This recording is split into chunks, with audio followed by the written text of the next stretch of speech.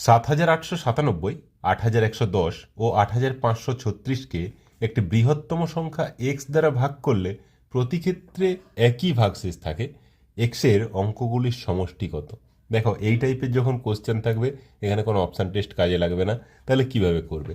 প্রথমে এই যে সংখ্যাগুলো ৮,১১০ থেকে ৭,৮৯৭ বিয়োগ করো। কত হচ্ছে? এদিকে ১১০, এদিকে ২১০, ৩ মানে ২১৩। আর ৮,৫৩৬ থেকে ৮,১১০ বিয়োগ করো। কত হচ্ছে? ৪৩৬, ৪২৬। এবারে এই দুটো সংখ্যার গসাগু বের করো। দেখো, ২১৩ ডবল ৪২৬, তাহলে ক্লিয়ারলি ২১৩ একে আর দুয়ে মানে ২১৩টাই গসাগু হয়ে যাচ্ছে।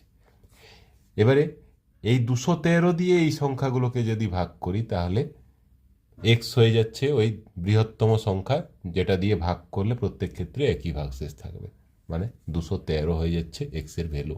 এখানে কি বলেছে? এক্সের যে অঙ্কগুলির সমষ্টি সেটা কত? ২ + ১ ৩ + ৩ ৬। অপশান এ হয়ে যাবে অ্যান্সার।